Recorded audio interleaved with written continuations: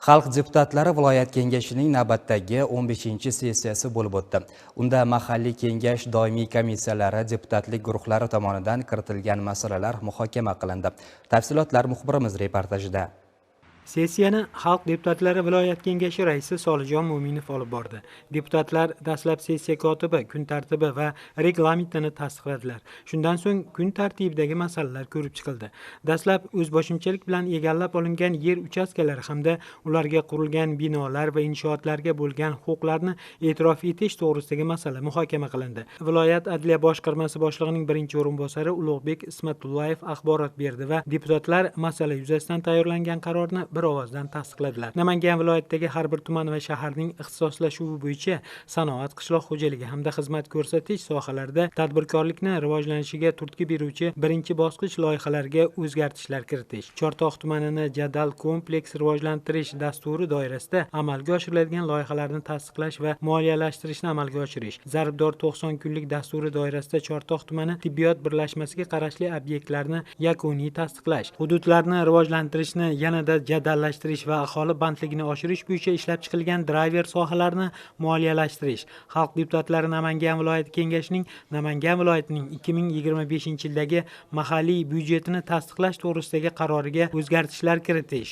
byudjet xarajatlari samaradorligi ustidan tizimli nazorat o'rnatish hamda mablag'larni iqtisod qilishni ta'minlash bo'yicha past samarali xarajatlarni maqbullashtirish orqali iqtisod qilingan mablag'larni yo'naltirish, byudjet daromadlarining 2025-yilning 3-choragi yakuni bo'yicha aniqlangan prognozdan oshirib bajarilishi hisobidan mablag'larni yo'naltirish to'g'risidagi masalalar yuzasidan viloyat iqtisodiyot va moliya boshqarmasi boshlig'ining birinchi o'rinbosari Muzaffar Abdullayevning axboroti eshitildi. Unda ta'kidlangandek, byudjet xarajatlaridan iqtisod qilingan mablag'larni ijtimoiy soha va aholini qo'llab-quvvatlashga sarflash bo'yicha takliflar deputatlar tomonidan ma'qullandi. Sessiyada Namangan viloyatida yo'lovchi tashish faoliyati bilan shug'ullanuvchi korxonalar tomonidan shahar atrofi va viloyat ichi shaharlararo avtobus yo'nalishlarida xizmatlar ko'rsatish natijasida ko'rilgan zararlarni subsidiyalash yo'li bilan qoplab berish masalasi ham ko'rib chiqildi. Bu masala bo'yicha viloyat transport boshqarmasi boshlig'i Bahodirbek Xo'jayev axborot berdi. Deputatlar mazkur masala yuzasidan o'zlarining tanqidiy mulohazalarini o'rtaga tashladilar. Sohadagi kamchiliklarni bartaraf etish bo'yicha fikrlar almashildi. Sessiyada shuningdek hududlarni kompleks rivojlantirish uchun tanlab olingan shahar tumanlarida amaliy chora tadbirlarning bajarilishi, xususan Chortoq tumani Do'stlik mahallasi hududidagi 55 gektar maydonda turizm shaharchasini bunyod etish, Norin daryosi kaskada qurilishi natijasida daryo qirg'oqlarida bo'shab qolgan 20 gektar maydonni qo'shib hisoblaganda 130 gektar yer maydonida ekologik turistik zona tashkil etish hamda viloyat hokimligining kapital qurilish sohasida buyurtmachi xizmati davlat unitar korxonasini buyurtmachi etib belgilash masalasi ko'rib chiqildi. Mahalliy byudjet, tadbirkorlikni rivojlantirish va iqtisodiy islohotlar masalalari bo'yicha doimiy komissiyasi tomonidan kiritilgan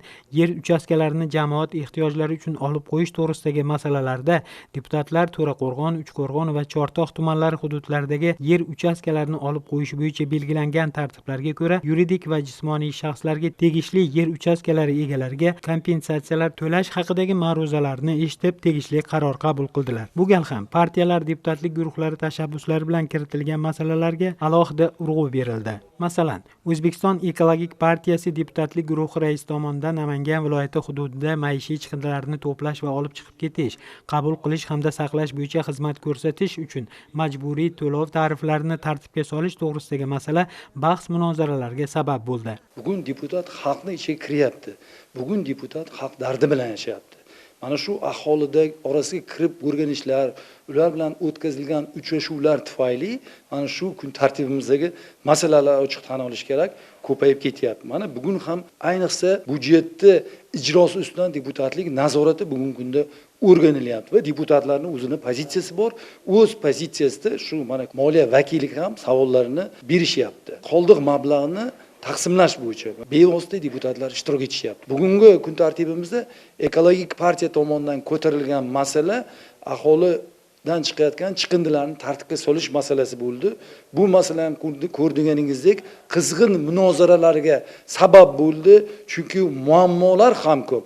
Ularning yechimlari kutyapti. Ularning yechimlarini qanday hal qilish etish bo'yicha mana shu sohani rahbarlari, mutasaddilari deputatlar bilan, bevosita xalq vakillari bilan maslahatlashib, mana shunga ko'ra qarorlar qabul qilinyapti. Kengash faoliyatini yanada takomillashtirish, doimiy komissiya va deputatlar guruhlarini faolligini yanada oshirish, aholi ichiga kirib muammolarni o'rganib chiqib, mana shu muammolarni hal qilishda ishlarni yana davom ettiramiz.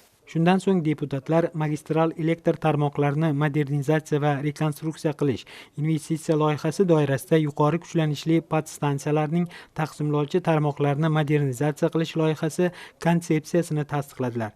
Sessiya kun tartibidagi navbatdagi masala Energetika vazirligi tomonidan amalga oshirilishi, Jahon banki tomonidan moliyalashtirilishi rejalashtirilgan O'zbekistonda kichik gidroenergetikani rivojlantirish loyihasi konsepsiyasi to'g'risidagi masala bo'yicha Zoom orqali vazirlikning mas'ul xodimi Nuriddin Samadovning ma'ruzasi tinglandi. Unga ko'ra, Namangan viloyatining Uchqo'rg'on, Kosonsoy tumanlaridagi kichik kanal va soylarda kelgusida 4 ta obyekt ishga tushirilishi hisobiga toza va ekologik energiya olish imkoniyatlari kengayishi alohida ta'kidlandi. Natijada 71 million kilovat-soat energiya olish imkoniyati yaratiladi va 280 ming nafar aholini ehtiyojini qoplaydi. Deputatlar bu masala bo'yicha ham qaror loyihasini bir ovozdan tasdiqladilar. Deputatlar viloyat soliq boshqarmasining murojaatini ham ko'rib chiqdilar. Unda Chortoq tumanida yashovchi fuqaroning soliqdan bo'lgan qarzdorligini uzaytirishga doir arizasini qondirish bo'yicha viloyat kengashi qarorini ham tasdiqladilar. Deputatlik guruhlari hamda doimiy komissiyalarimiz tomonidan sessiyalar oralig'ida xalqimizni qiynab kelib turgan masalalarni 19 ta masala ko'rib chiqildi va tegishli qarorlar qabul qilindi. Elektr energiyasi masalasi hamda chiqindilarni olib chiqib ketish, shaharlararo aholining qatnashi, qulaylik yaratish masalalari, ayniqsa mana intensiv baliqchilik bo'yicha aholimizni o'sha ma'lum bir qatlamlariga sharoitlar yaratish, qo'shimcha imkoniyatlar bo'yicha mablag' ajratish masalalari bir dolzarb deb o'ylaymiz. Sessiyada eng namunali mahalliy kengash tanlovini tashkil etish masalasi ko'rib chiqildi. Tanlov har yili dekabr oyida o'tkazilishi rejalashtirilgan bo'lib, unda xalq deputatlari shahar va tumanlar kengashlari ishtirok etadilar.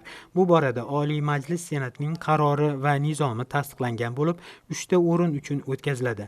Mazkur tanlov ham mahalliy kengashlar faoliyatini qo'llab-quvvatlash va rag'batlantirish borasida o'ziga xos ahamiyatga ega. Deputatlar bu masala yuzasidan qabul qilingan qarorni ham tasdiqladilar. Shuning bilan xalq deputatlari Namangan viloyat kengashining 15-sessiyasi o'z ishini yakunladi.